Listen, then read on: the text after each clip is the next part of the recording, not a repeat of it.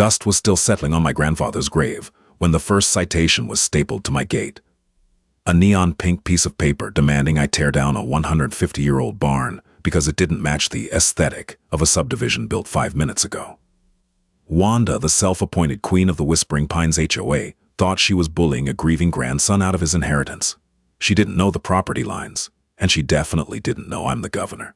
The screen door whined on its hinges, a sharp, metallic scrape that I'd heard every summer of my childhood. I let it slam shut behind me. The sound echoed across the empty porch, flat and hollow in the dry August heat. My grandfather Arthur Carter was gone. The ranch, all 200 acres of it, sitting on the edge of the valley, was mine now. I leaned against the porch rail. The wood was rough, splintered silver by decades of harsh sun and brutal winters. The air smelled of baked dirt, dried sage, and the faint, sweet tang of old hay from the main barn. It smelled like home, but the view had changed. To the west, where the rolling hills used to bleed into the horizon, a plague of beige had descended. Whispering Pines. It was a massive, sprawling subdivision of identical houses wrapped in cheap vinyl siding, crammed onto quarter-acre lots. They had shaved the hills flat, paved over the creek beds, and erected a monument to suburban mediocrity right up against my eastern property line. I took a breath, feeling the heavy exhaustion in my chest. I hadn't slept more than 4 hours a night in 3 months, so running a state leaves very little room for grieving. Between budget negotiations, infrastructure bills, and the endless parade of press conferences in the Capitol, I barely had time to bury the man who raised me. I had driven out here alone, leaving my security detail in town, just wanting 2 days of absolute silence to sort through his things. Silence wasn't on the agenda. A sharp, artificial chirp broke the quiet. A golf cart, electric, painted a glossy, obnoxious teal, was rolling up my dirt driveway.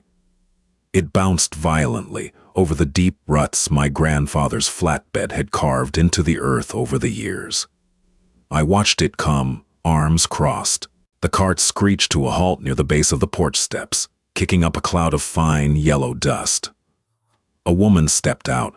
She wore a pristine white tennis skirt, a visor that clamped down on her tight, blonde bob, and a permanent expression of offended authority. She swatted at the dust with a clipboard. "Excuse me," she barked, not as a greeting but as a demand for my attention. I didn't move. "Can I help you?" "I certainly hope so," she said, marching up the first 2 steps of the porch. She stopped there, eyeing the weathered floorboards as if they might infect her shoes. "I'm Wanda Jace, president of the Whispering Pines Homeowners Association.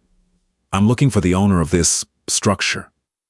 She waved a manicured hand at the ranch house. It was built in 1874. It had survived 2 fires, a depression, and a tornado. It didn't need her approval. "You're looking at him," I said. My voice was quiet, flat. Wanda looked me up and down. I was wearing faded denim, a white t-shirt stained with dust from the attic, and my grandfather's old work boots. I didn't look like a governor. I looked like a hired hand. That was exactly how I wanted it. "Oh, I see." She clicked her pen. "Well, Mr. Carter, David Carter." "Mr. Carter, we have a serious problem." She tapped the clipboard.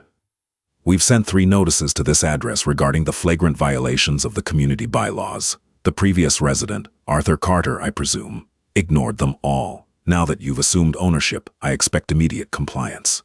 I stared at her. The sheer, unadulterated confidence of the woman was almost impressive. Almost. "Violations," I repeated. "Dozens of them," Wanda snapped. She started reading off the clipboard, her voice a rapid-fire staccato of bureaucratic nonsense. "Unapproved fencing material. The iron and barbed wire must be replaced with white vinyl. Unregistered agricultural equipment visible from the road. That rusted tractor by the barn needs to be removed, and the barn itself." She looked up, her lips pursed in disgust. "The wood is unpainted. It's an eyesore. It violates Section 4, Paragraph B, regarding neighborhood aesthetic harmony." I let the silence stretch out, A hawk circled somewhere high above us. The dry wind rustled the dead grass near the porch. "Wanda," I said slowly, testing the name. "When was Whispering Pines built?" She blinked, derailed for a fraction of a second. "Phase 1 was completed 2 years ago. What does that have to do with anything? My family has owned this land since Ulysses S. Grant was in office. This house is 150 years old. We aren't in your subdivision. We aren't in your HOA. You have absolutely no jurisdiction here." Wanda smiled. It was a thin, bloodless thing, the smile of someone who lived for petty power. "That's where you're wrong, Mr. Carter. 6 months ago, the city approved the rezoning of this district to incorporate the Whispering Pines expansion. Your property was annexed into the community boundaries." She pulled a neon pink paper from her clipboard and thrust it at me. "By default, you are subject to the covenant. You owe $12,000 in accumulated fines, and if that barn isn't down in 30 days, we will place a lien on this property." I looked at the pink paper, then at her. I didn't take it. She let it drop onto the porch boards. "Clean up your yard, Mr. Carter. We don't tolerate trash in Whispering Pines." She turned, marched back to her teal golf cart, and drove away. I stood on the porch, listening to the electric whine fade into the distance. I looked down at the pink citation. I didn't feel angry, not yet. Anger was a loud, messy emotion. I felt a cold, quiet focus settling into my chest. The kind of focus I used when a corporate lobbyist tried to corner me in a committee hearing. Wanda Jace had no idea the kind of storm she just invited onto her manicured lawns. The inside of the house was a time capsule. Hardwood floors that creaked in familiar places, the smell of old paper, pipe tobacco, and peppermint. I spent the next 3 days packing up my grandfather's life into cardboard boxes.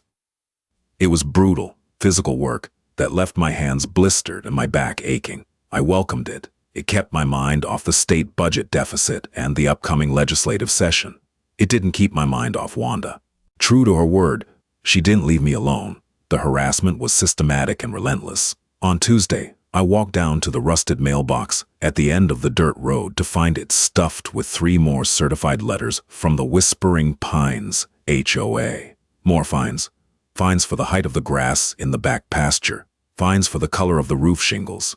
Fines for a stack of firewood near the back door. The total was climbing past $15,000. On Wednesday afternoon, I was in the kitchen, drinking black coffee and going through a stack of old property deeds, when a shadow fell across the window. I walked to the front door and opened it. Wanda was back. This time she brought backup. A short, balding man in a tight polo shirt stood slightly behind her, holding a digital camera. He was actively taking pictures of the peeling paint on the porch railing. "Hey," I said, my voice cutting through the quiet. "Get off the porch." The man jumped, nearly dropping the camera. He looked at Wanda for permission. "We are conducting a visual inspection of the property's exterior, Mr. Carter," Wanda said. She didn't flinch. She had traded the visor for a wide-brimmed sun hat. "This is Gary, the vice president of the board. I brought him to document the violations. It seems you haven't made any progress." "You're trespassing," I said. "We are acting within our rights under the community bylaws," Wanda countered smoothly. She pulled out her phone. "Would you like me to call the police? I'm sure they'd be very interested in why you're refusing to comply with a legal neighborhood mandate." I leaned against the doorframe. The sheer arrogance was staggering. I dealt with politicians, CEOs, and union bosses every single day. I had negotiated multi-billion-dollar trade deals. But the absolute blind entitlement of a suburban HOA board was a different breed of monster. It was rooted in an unearned sense of supremacy. They actually believed their little rulebook superseded the law of the land. "Let me explain something to you, Wanda," I said, keeping my tone perfectly level. I didn't raise my voice. I didn't posture. A rezoning ordinance by the city council does not automatically bind a pre-existing property to a private covenant. My grandfather never signed an HOA agreement. I never signed an HOA agreement. Your bylaws mean nothing here. Gary nervously shifted his weight. "Actually, Section 12 of the Municipal Code states that upon annexation—" "Gary," I interrupted, looking directly at him. His mouth clicked shut. I know the municipal code. I know property law, and I know you are standing on private land without a warrant, without permission, and without a shred of legal authority. Put the camera away." Gary swallowed hard and lowered the camera. Wanda scoffed. "Oh, please, don't try to play lawyer with us, Mr. Carter. We have the best attorneys in the county on retainer. They drafted the annexation paperwork themselves." I didn't doubt that. The developers who built Whispering Pines were well connected. They likely greased the palms of a few local city council members to get the zoning changes pushed through, probably aiming to force my grandfather out so they could buy the land cheap and build Phase 3. It was a classic, dirty, small-town real estate squeeze. "I'm not playing lawyer," I said. "I'm telling you to leave." "We will leave when we are finished," Wanda snapped. She pointed at the massive 150-year-old oak tree sitting in the front yard. Its branches shaded the entire roof. "Ian, that tree needs to be trimmed. It's blocking the sightline of the corner lot, and the driveway needs to be paved. We don't do dirt roads in Whispering Pines." She turned her back to me, dismissing me entirely, and started walking toward the barn, gesturing for Gary to follow. I stepped off the porch. The gravel crunched under my boots. I pulled my phone from my pocket and hit a speed dial number. It rang once. "Yeah, boss," a gruff voice answered. It was Reynolds, the head of my security detail, currently stationed at a motel in town. "Reynolds, I need a favor. Run a property tax history and a municipal zoning pull on the Whispering Pines subdivision. Specifically, look for the annexation filings from 6 months ago. Find out which city council members signed off on it, and cross-reference them with the campaign contributions from the development company." "You got it. We got a problem out there." "Just a pest control issue," I said. "I'll handle it. Call me when you have the files." I hung up and slipped the phone back into my pocket. I watched Wanda and Gary circle my grandfather's barn, pointing at the weathered wood and shaking their heads in theatrical disgust. They thought I was a broke, grieving nobody. They thought they could bury me in paperwork and fines until I broke. I walked back inside and shut the door. Let them take their pictures. Let them write their fines. I was going to let Wanda dig a hole so deep she'd never see sunlight again.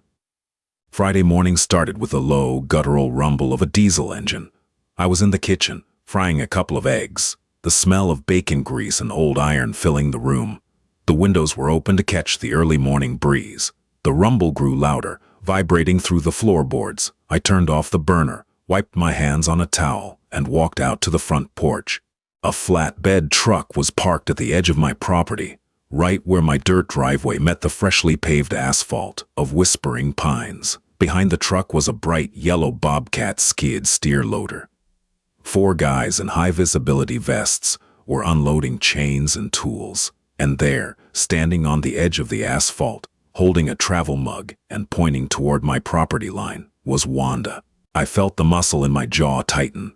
Thus, I walked down the steps, my boots kicking up dust, and headed straight for the boundary line. The morning air was already hot, thick with humidity that promised a thunderstorm later in the afternoon. As I got closer, I saw what they were targeting. Along the eastern edge of the ranch, separating my land from the new subdivision, was a line of antique wrought iron fencing. My grandfather had built it by hand in the 70s. It was heavy, solid, and laced with old, rusted barbed wire. It wasn't pretty, but it was sturdy, and it was deeply rooted into the earth. One of the workers was wrapping a heavy steel chain around the thickest iron post. "Hold on!" I shouted. My voice cracked like a whip across the open space. The worker froze, looking at me. Wanda turned, a smug, victorious smile plastered on her face. She took a sip from her travel mug. Morning, Mr. Carter. I told you we required compliance. Since you refused to remove the non-compliant fencing, the HOA has hired contractors to do it for you. The cost of the removal, naturally, will be added to your outstanding fines." I walked right past her, stepping onto the dirt of my own land, and put my hand squarely on the iron post. The metal was already warm from the sun. I looked at the worker holding the chain. He was a young kid, maybe 20, looking incredibly uncomfortable. "Take the chain off," I said, quiet, firm. "Listen, buddy." The foreman stepped up. He was a big guy, sweating heavily under his hard hat. We just got a work order. We get paid to clear the fence. This fence sits entirely on my private property, I told him, holding his gaze. If you damage it, if you so much as pull one post out of the dirt, you are committing criminal destruction of property. I will press charges against you personally, and I will sue your company into the ground. The foreman hesitated. He looked back at Wanda. Lady, you said you owned this easement. We do, Wanda snapped, her voice rising an octave. The calm facade was cracking. The HOA has an easement mandate for boundary aesthetics. Ignore him. Pull it down. The foreman looked at the bobcat, then at me. I hadn't moved a muscle. My hand stayed on the iron post.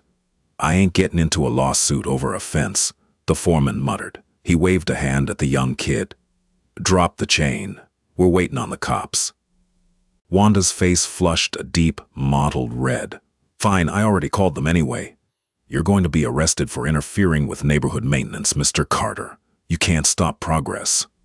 Progress, I echoed, looking at the identical beige houses behind her. Is that what you call that?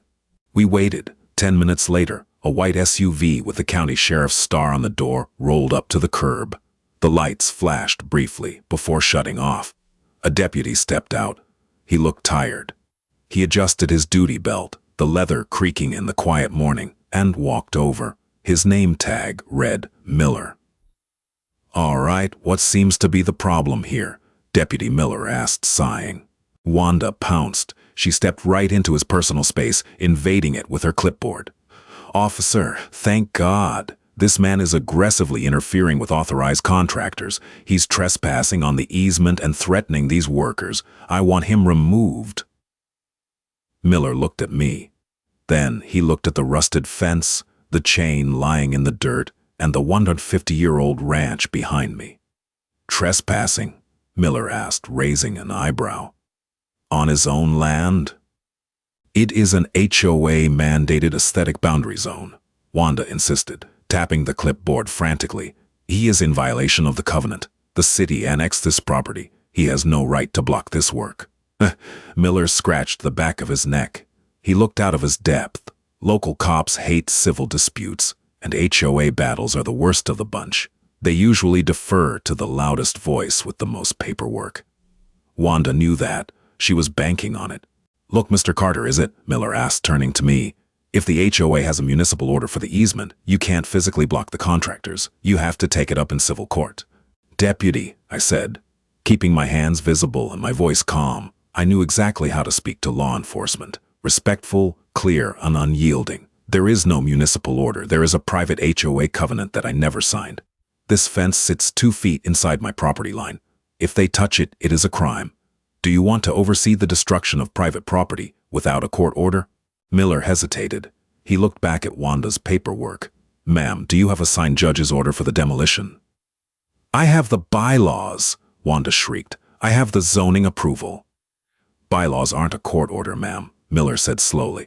This is ridiculous. Wanda turned to the foreman. I am authorizing you to pull it down. Now. The foreman threw his hands up.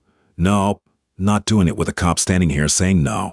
We're out. He whistled, and his crew started loading the chains back into the truck. Wanda looked like she was going to hyperventilate. She spun back to me, her eyes wide with a manic, furious energy. You think you won? She hissed, pointing a manicured finger at my chest. You think you can just ignore the rules because you live in a filthy old shack? I know people on the city council, Mr. Carter. I know the mayor. By Monday morning, I will have a demolition crew out here with a police escort. And we won't just take down the fence. We'll bulldoze that decrepit barn to the ground, and I will hand you the bill personally. I looked down at her finger, then up to her eyes. Wanda, I said, my voice dropping a register, completely stripped of any warmth. You can call the mayor. You can call the city council. But you better hope they don't answer. I turned my back on her, nodded to Deputy Miller, and walked back up the dirt driveway to my grandfather's house. My phone buzzed in my pocket. A text from Reynolds. Got the files. You were right. Total corruption. The zoning board got bought. What's the play? I stopped on the porch, looking back out over the vinyl horizon. The storm clouds were finally gathering in the west, bruising the sky, purple and black. I pulled out my phone and typed my reply. Burn it down. Call the Attorney General. The rain came down in heavy gray sheets. It hammered the tin roof of the back porch, a deafening, rhythmic roar that drowned out the low rumble of thunder rolling across the valley. Water spilled over the clogged gutters, carving muddy rivers through the dry earth of the yard. I sat at the heavy oak dining table in the center of the house. The room smelled of damp wood, old dust, and the sharp, acidic tang of black coffee. A single brass lamp threw a circle of yellow light across the table, illuminating a chaotic spread of manila folders, printed emails, and municipal zoning maps. Outside, a pair of headlights cut through the downpour. A black Chevrolet Suburban pulled up near the barn, its heavy tires churning the mud. The engine cut out. A moment later, heavy footsteps pounded up the porch stairs.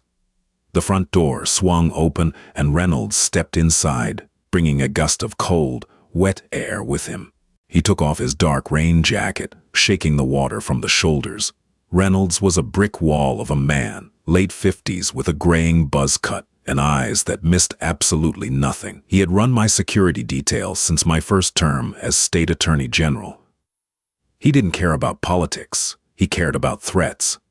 Miserable out there, Reynolds grunted. He wiped his boots on the rug and walked into the dining room, dropping a thick, sealed envelope onto the oak table. "Coffee's in the pot," I said, not looking up from a property deed.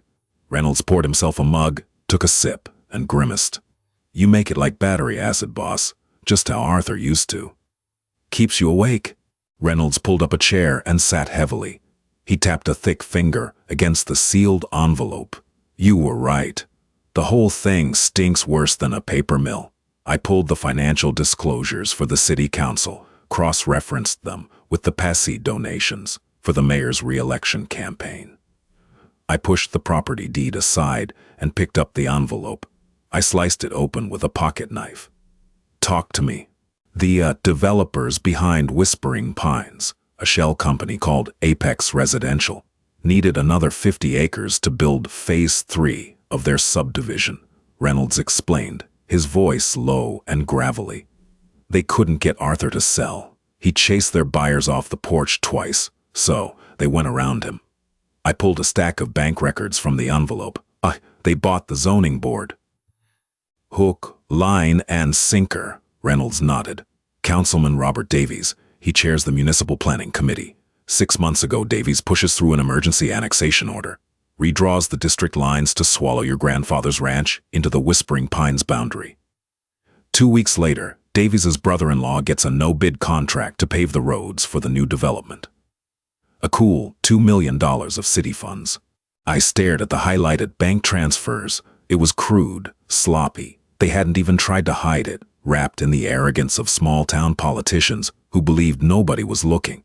"And Wanda?" I asked.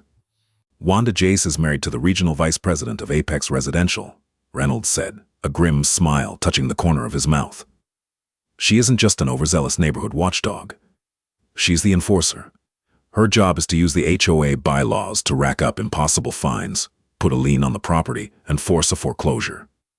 Apex buys the land at auction for pennies on the dollar." I leaned back in the wooden chair. The wood creaked under my weight. The sheer, predatory malice of it settled in my gut. They had looked at an 80-year-old man, a man who had worked this land until his hands bled, and decided he was just an obstacle to their profit margins. They had spent his last months on Earth burying him in threatening letters and legal harassment. "They sped up the timeline when Arthur died," I said quietly. "Yeah, they figured you were some grieving out-of-town relative who would just hand over the keys to avoid the headache." Reynolds watched me carefully. "I spoke to Attorney General Thomas an hour ago. He has a team standing by in the Capitol. Warrants are drafted. He just needs you to give the green light." I looked out the window. The rain was easing up, turning into a steady, miserable drizzle. The outline of the vinyl houses in the distance looked like a row of pale tombstones against the gray sky. "Not yet," I said. Reynolds raised an eyebrow. "You want to play with your food?" "I want them on the record," I corrected. "I want them to commit to the demolition order. If we hit them now, Davies claims ignorance. Apex claims Wanda acted alone. They cut off the rotting branches and the tree survives. I don't want to prune the tree, Reynolds. I want to pull it out by the roots." A sharp, metallic snap echoed from the front yard, cutting through the sound of the rain. Reynolds was on his feet instantly, his hand dropping to his belt. I stood up, following him to the window. Down at the end of the driveway, a man in a yellow slicker was standing by my heavy iron gate. He had just looped a thick, braided steel cable through the bars and secured it with a massive industrial padlock. A laminated sign was zip-tied to the metal. The man jogged back to a running pickup truck and sped off toward the subdivision. I grabbed my coat. We walked out into the rain, our boots sinking into the mud. When we reached the gate, I wiped the water off the laminated sign. Property condemned. Pending demolition. By order of Whispering Pines, HOA and Municipal Zoning Authority. They had locked me inside my own property. Reynolds looked at the padlock. Want me to shoot it off? No, I said. I felt the cold, quiet anger solidify into something sharp and heavy. Get the bolt cutters from the barn, then head back to town. Keep your phone on. What are you doing? I looked at the padlock, then toward the beige houses hiding behind the rain. I'm going to a meeting. Monday morning smelled like floor wax, cheap cologne, and stale donuts. The Oak Creek Municipal Building was a cinder block square built in the late 80s, utterly devoid of character. I pushed through the glass double doors and walked into the main lobby. The air conditioning was cranked too high, raising goosebumps on my arms. I was wearing the same faded jeans, scuffed boots, and a plain, navy blue work shirt. I carried a battered leather folio under my arm. I kept my head down, letting my shoulders slouch slightly. Nobody looked at me twice. To the board clerks and the strutting local officials, I was just another frustrated taxpayer waiting to complain about a pothole.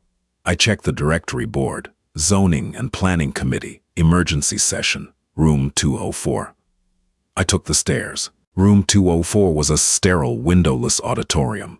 Rows of squeaky folding chairs faced a raised wooden dais, where 5 microphone stations were set up. About 30 people were scattered through the seats. Most of them were elderly residents with nothing better to do on a Monday morning. I took a seat in the back row, right next to the heavy fire doors.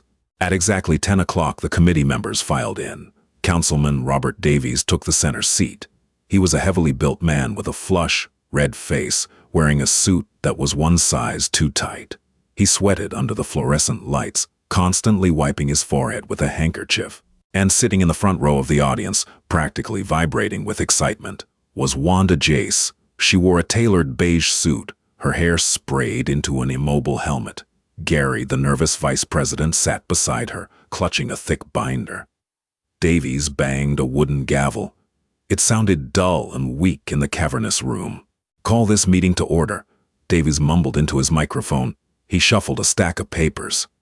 We have an expedited agenda today. Let's move straight to item 4. Petition for municipal intervention regarding property hazard at 402 Old Mill Road, Oath. Whispering Pines HOA, you have the floor. Wanda stood up. She didn't walk to the podium. She marched. She adjusted the microphone, a sharp screech of feedback echoing through the room. Thank you, Councilman Davies, Wanda said. Her voice projected authority, completely masking the venom beneath it. I am here on behalf of the 200 families residing in Whispering Pines.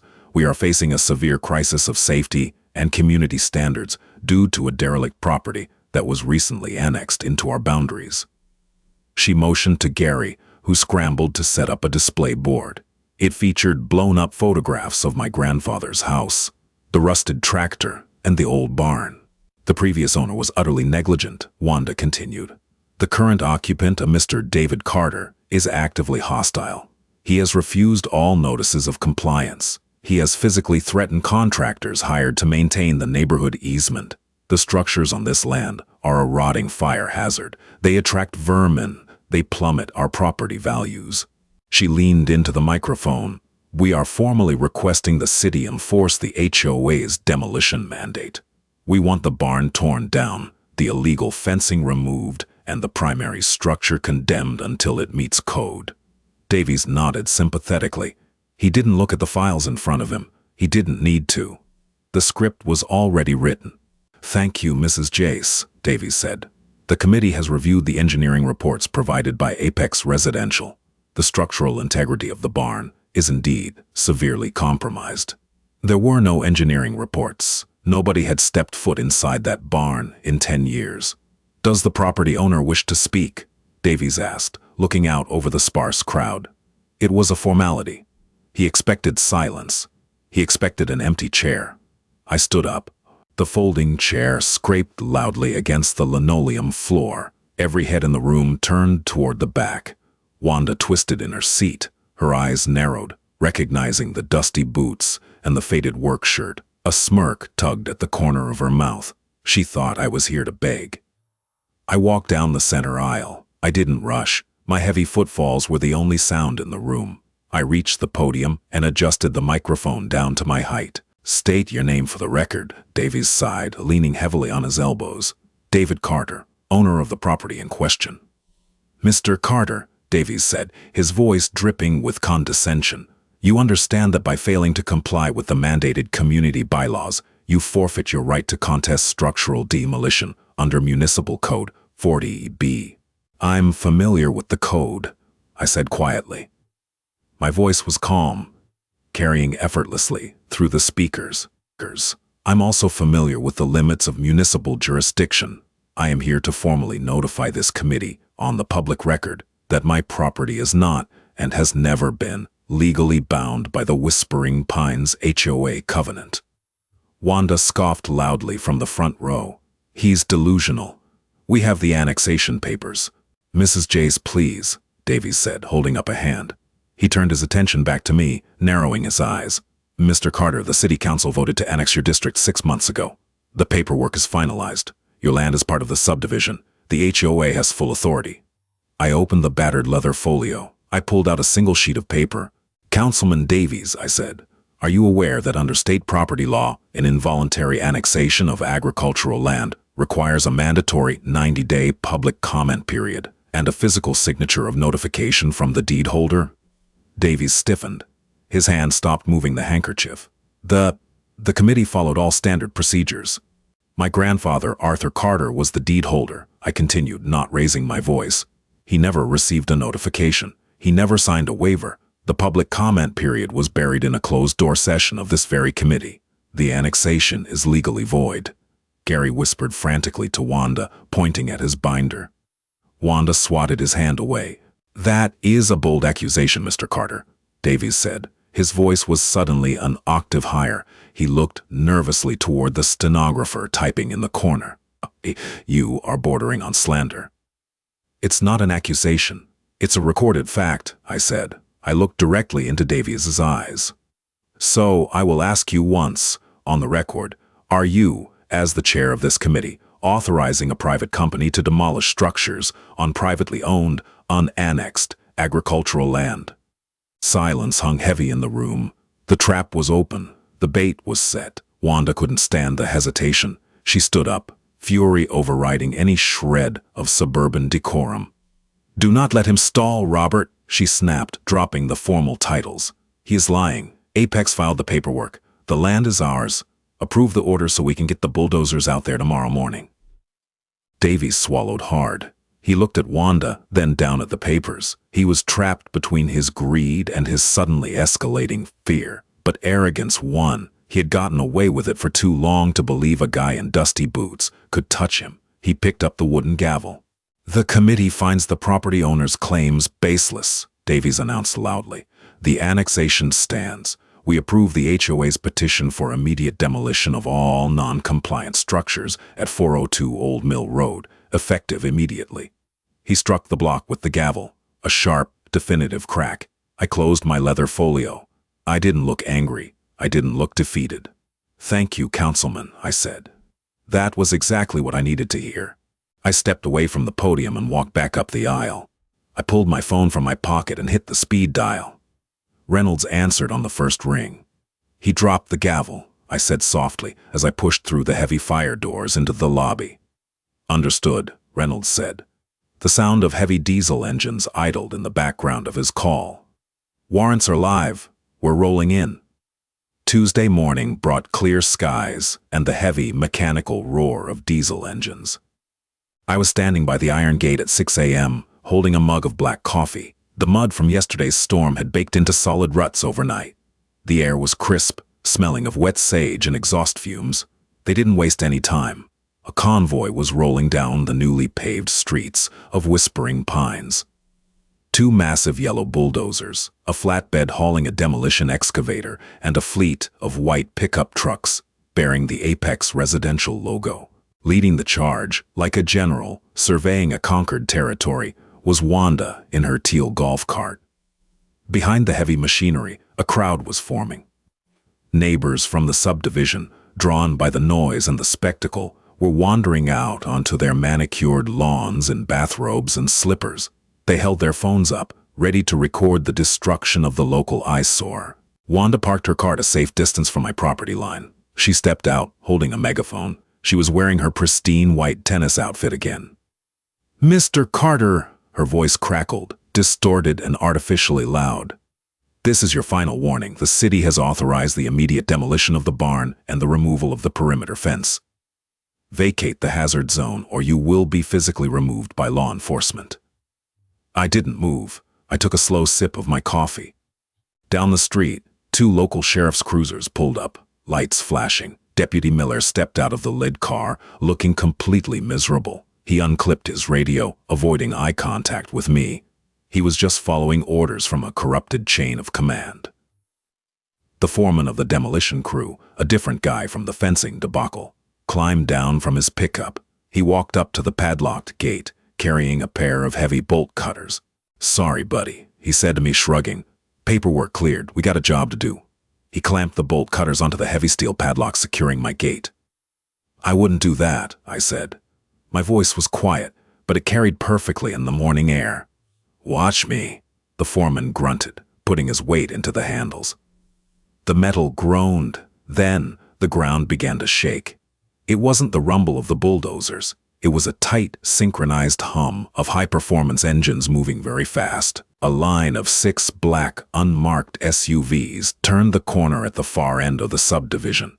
They didn't slow down for the speed bumps. They hit them hard, bottoming out with a harsh scrape of steel on asphalt, tires screeching as they swarmed the cul-de-sac. They boxed in the bulldozers. They blocked the Apex pickup trucks. They formed a solid wall of black steel between my property and the demolition crew. The foreman froze, the bolt cutters still clamped on my lock. Wanda lowered her megaphone, her brow furrowing in confusion. "Excuse me, who is this? You are blocking a municipal work zone." The doors of the SUVs opened simultaneously. A dozen men and women stepped out. They wore dark tactical vests over plain clothes.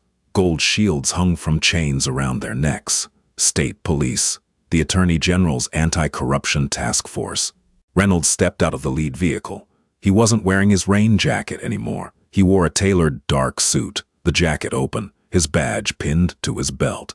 He walked straight toward the gate, ignoring the heavily armed troopers fanning out across the street. He ignored the foreman. He stopped in front of me. "Morning, boss," Reynolds said. "Reynolds," I nodded. Wanda pushed her way past the foreman, her face a mask of furious indignation. She marched right up to Reynolds. "What do you think you're doing?" she demanded, waving her clipboard. "I am the president of this HOA. We have a judge's order and city council approval for this demolition. You are illegally interfering with a municipal mandate. Deputy Miller, arrest this man." Miller didn't move an inch. He was staring at the gold shields on the state troopers, his face entirely drained of color. Reynolds slowly turned to look at Wanda. He didn't say a word. He just stared at her with the cold, dead eyes of a man who spent his life hunting predators. Wanda faltered, taking a half step back. From the second SUV, a tall, gray-haired man in a sharp charcoal suit emerged. It was Thomas, the state attorney general. He carried a thick leather briefcase. He walked up to the gate, stopping beside Reynolds. Thomas looked at the padlock, then at the foreman holding the cutters. "Drop those, now." The foreman dropped the bolt cutters. They hit the dirt with a heavy thud. He put his hands up and backed away. Thomas turned to me. He straightened his tie.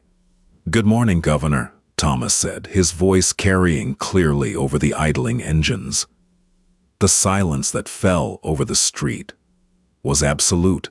It wasn't a shocked gasp. It was a suffocating heavy silence. The kind of silence that follows a bomb drop.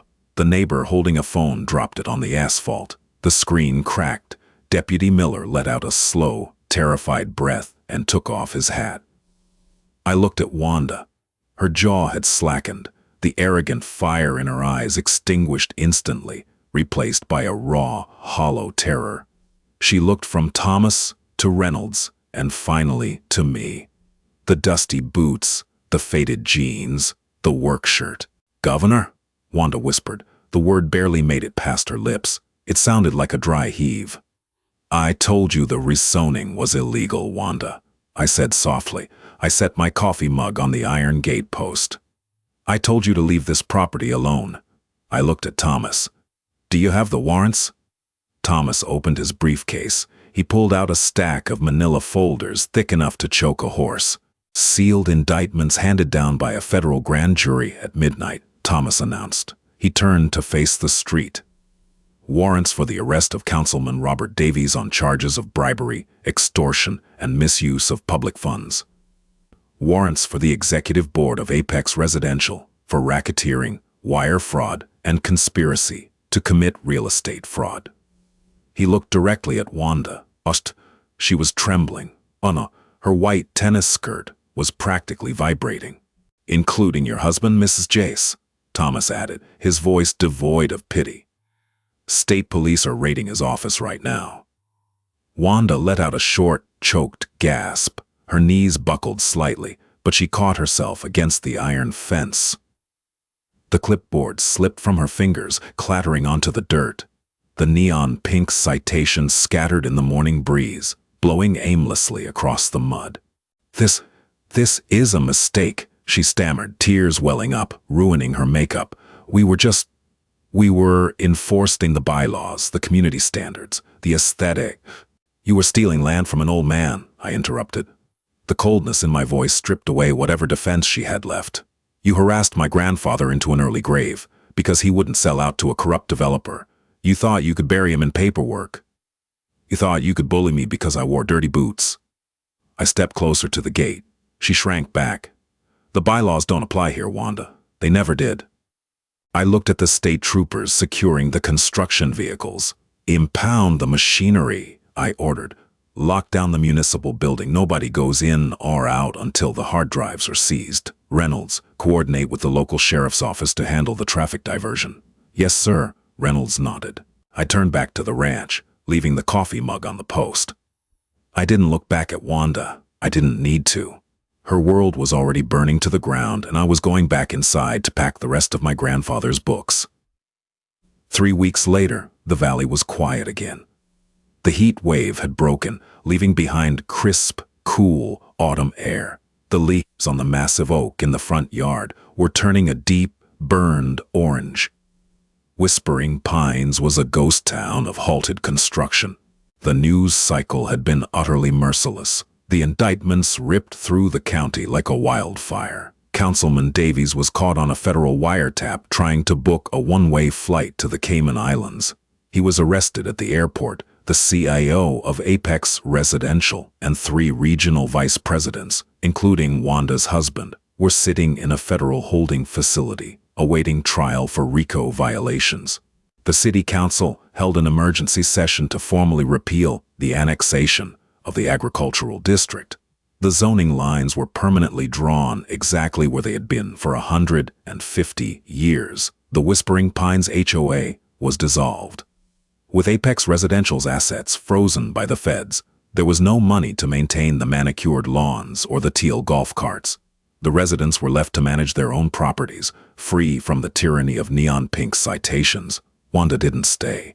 Her husband's bank accounts were seized.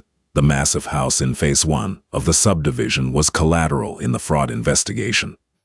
I heard through Reynolds that she packed her things into a rented moving van in the middle of the night and left the state, staying with a sister in Ohio. She never sent an apology. People like her never do. They just find a new neighborhood, a new set of rules to enforce, a new way to feel powerful. But she wouldn't be doing it here. I was sitting on the front porch, the weathered wood groaning slightly as I rocked in my grandfather's chair. The house was empty. The boxes were packed and shipped to storage. The ranch was officially placed into a preservation trust. It would never be subdivided. It would never be paved over. The land would remain exactly as Arthur Carter left it. I held an old briar pipe in my hand. I didn't smoke it, but the smell of the unlit tobacco in the bowl reminded me of him. It smelled like hard work, patience, and stubborn survival. The heavy iron fence still stood at the edge of the property, separating the dirt from the asphalt. The padlock was gone, cut off by Reynolds and tossed into the scrap pile. I looked out at the beige houses in the distance. They looked smaller now, less imposing, just cheap wood and vinyl wrapped around empty rooms. I took a deep breath of the autumn air. For the first time in months, the heavy, crushing weight in my chest was gone. The state budget was still a mess. The legislative session started next week. There were 100 political fires waiting for me in the Capitol. But out here, on the edge of the valley, the war was won. The old barn cast a long, proud shadow across the yard as the sun began to set. It needed a new coat of paint. It needed some boards replaced. But it was still standing. It had outlasted the developers, the corrupt politicians, and the petty tyrants of the suburbs. It was a good piece of land. I stood up, putting the pipe in my pocket. I walked down the porch steps and out to my truck. I didn't lock the front door of the house. There was no need. The real thieves were already behind bars. I started the engine, the low hum breaking the evening silence. I drove down the dirt driveway, the tires bouncing over the familiar ruts. I pulled out past the iron gates, onto the asphalt, and headed toward the city, leaving the old world behind, just exactly where it belonged. Thanks for listening to today's story. If you enjoyed watching a corrupt system get completely dismantled and an entitled HOA bully finally get exactly what she deserved, do me a favor and hit that like button. It really helps the channel grow. Share this video with anyone who's ever had to deal with a petty neighborhood tyrant. And don't forget to subscribe and turn on notifications so you never miss our next grounded, gritty revenge drama. Let me know in the comments what you would have done in the governor's shoes. See you in the next one.